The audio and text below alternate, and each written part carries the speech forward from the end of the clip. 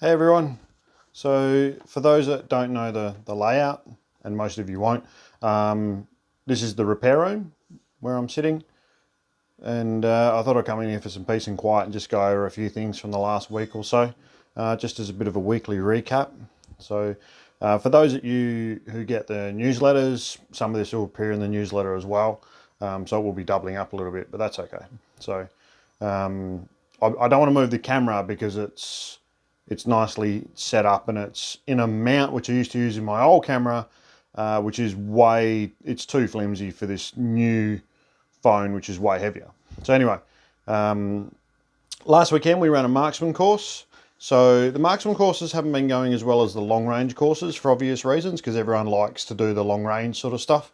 There's a lot more bragging rights in it and that sort of stuff. And people think they'll get more enjoyment out of it, but we ran it there was supposed to be 3 guys, 1 guy pulled out, and we get that every single course.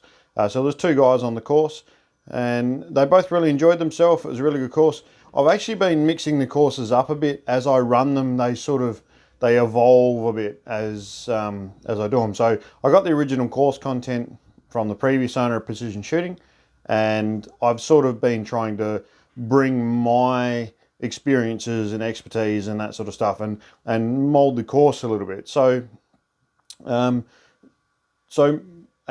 background as a recreational shooter as well as a pistol shooter has had a lot of response to that. And I think the every time I run a course, it's better and better and better. The problem is also getting the balance of the course content, because I don't want to try and push too much content into the courses themselves and have us running out of time or rushing sections where some people might need a little bit more time to master. And also don't want to have people bored at the end of the course, or the course to finish early or something like that. So I think I'm getting that balance about right now. And I might have a little bit of footage and some pictures from the course itself. But basically, we got to have a bit of fun on the course as well, because as well as I did a little bit of training on aim point, and it was like half a day of training. And so it was quite minimal, but it was enough to sort of get the grasp. But what I've been able to do is I've actually been able to bring in my experiences through pistol shooting in the techniques that the aim point guys teach, which are very similar, and sort of meld that into my own aim point training sort of thing. And I've been able to practice it myself and get my technique down, and now I'm passing on that information. So those courses are turning out really well. The next Marksman course, I don't think I've got another one till March next year. March, might be even April. But I'm probably only going to be running 1 every 6 months, yeah? As opposed to the long range course, which I'm doing like 5 in 6 months, 4 or 5. And but anyway, if you're really interested in more of the practical skills, I'd recommend having a look at that. So as far as the industry updates go, whether you've heard or not, the WAFTA had their AGM. I was elected the secretary of the WAFTA, and so I'm taking on quite a big role, which Jason Dietrich did really, really well previously.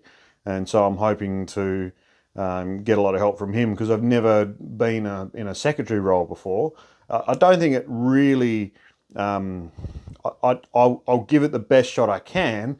I don't really think my personality or skills are really well attuned to the position itself. But I really do think that I'm in a point in my life where I really need to start taking a lot more responsibility from an industry point of view. Where in the past I've been a little bit of an activist, but I've also been purposely antagonistic, if you like. And that's not necessarily the best way for someone within the industry to behave. So it's quite, and I make fun of the police. I make fun of myself, I make fun of everyone, but I have made fun of the police, not saying anything false, but certainly being purposely antagonistic, I would say. And I'm probably going to mellow that down a bit. That's not to say that I'm not going to call things when I see them, you know what I'm saying? But more in a methodical, factual sort of way, rather than using memes and jokes and satire and that. So that's a little bit of a change, personal change. So there's a lot of paperwork associated with this new role, but I'm trying to get through it now. get everything in a line. There are the memberships should be coming out in the next month or so. So if you're a dealer in WA watching this, you should see a membership pack in the next month or so, inviting you to re-sign up for another year. If you don't get it, make sure you email me at my work email. I haven't got the secretary email for the WAFTA set up yet. So email me at my personal email and we'll see, make sure we can get you on the list. The other thing that we're going to be doing is signing up people for social memberships, which I'm really happy about, because it really does give the WAFTA is one of, like, and the WSAA do a really good job, and there's other groups out there who do really good jobs.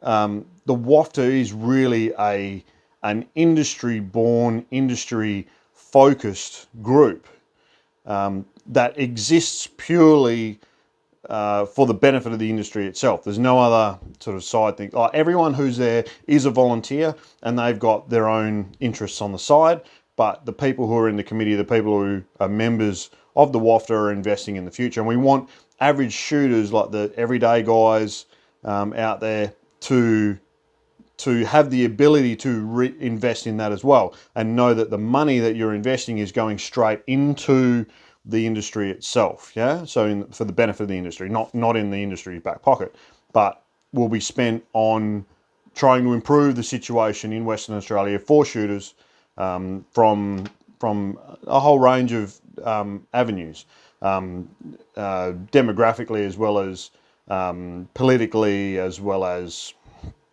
yeah. So social membership. The other issue that is being discussed at the moment, still, I was actually at a SAT hearing today we're still discussing the VPR issue, still being debated. We're still waiting for a policy document, which we were promised, which has not been released, won't be released. We have got a Freedom of Information request for the policy document on VPR stuff. The police will not distribute it, to the point that the FOI request they've requested, in addition to the 45 days to fulfill the request, they want an extra 60 days to fulfill the request, which is just preposterous. If we were asking for a bit of paperwork that was filed in a filing cabinet in the basement of some government building in Bentley, I could understand why you would need 45 days to find something like that, but it's all available on email. So they're deliberately using delaying tactics, and I'm not very happy about that. It doesn't seem like they're taking this issue quite seriously at all for the amount that they've invested in it. But anyway, that's still going on. Hopefully we'll have some more news on that soon. Now for getting to brighter news, some new products. We are at the wrong end of the year for new products. There are new products that will be coming out in the new year once SHOT Show in America has come out. But at the moment, we've got a couple of new ammunition lines. So we've got Federal produced 223, 308, I think 22 to 50 as well, in a new varmint round with a VMAX projectile, which is a really good projectile.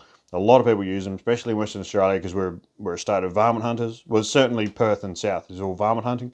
You go up north, obviously you shoot bigger stuff. But like a 308, 110 grain round would make an excellent, even up to sort of a goat size animal. I would probably use something a little bit heavier, but kangaroos, foxes, any of the varmint sort of stuff is a really good round.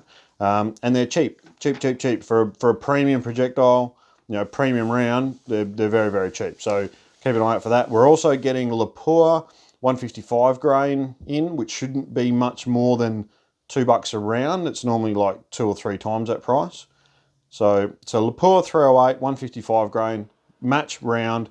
You end up with match brass at the end of it. So it's a really good investment for anyone that's wanting to get a round that's like very accurate over long range, but also they want to reload and that sort of stuff down the track. Cheap way to get into it. We've been sent a loopholed red dot sight from Naya. The red dot sight is their little holographic red dot, different from the Delta Point, which is a reflex sight. This is a proper red dot sight, more like the aim point. 1 MOA dot inside, but they sent us the RDS model and they sent it to us with a 243 87 grain VMAX dial for it. I've got a 243 that loves 87 grain VMAX rounds, so we're going to take it out and shoot it. And one of the main things that we want to achieve with this test is to demonstrate to people that red dot sights are accurate over several hundred meters. Yeah, it's a lot of people think of them as a short range, fast acquisition sight, which they are, but they are also a dual use. You can use them out further. So we're going to demonstrate that with this 243. The RDS sight that we've got on, I think, goes out to 600. I don't know if I'll hit a target at 600 with it, but I should be able to hit a target at 200-300 metres quite easily. So there's a fair bit of range on that. And then the someone's going to be coming in a sec. Sorry. Yeah, sure. I don't have a key. Okay. I haven't got my keys on me. I'm sitting on the floor. Open it from the inside. I could, but I'm talking at the moment. Sorry. And the last one is the tech talks that I've been doing lately. Is you guys may have seen the blogs that I put on the website. If you haven't, the last two blogs are all based around the Applied Ballistics Analytics program that I got from the Applied Ballistics LLC company, which is an excellent program.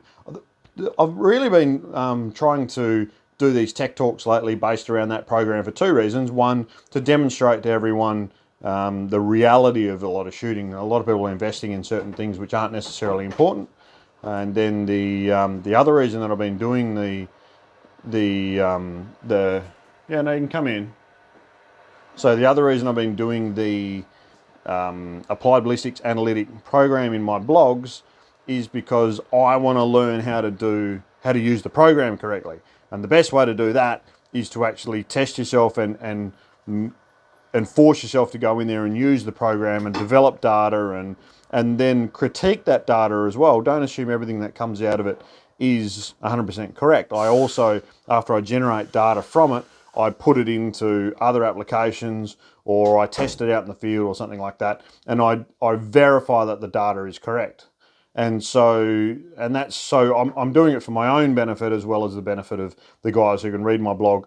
And let me know if you want to hear any more of that sort of stuff, if there's a certain topic or a certain data you want me to generate using the program. Something I've been thinking about is comparing like 223, 22 to 50 and that sort of stuff, just to verify exactly how much drop there is, like what benefit is there as far as flatness going to a 22 to 50 or a 2506 or something like that. Because they're obviously very popular varmint calibers for fox shooting and that sort of stuff.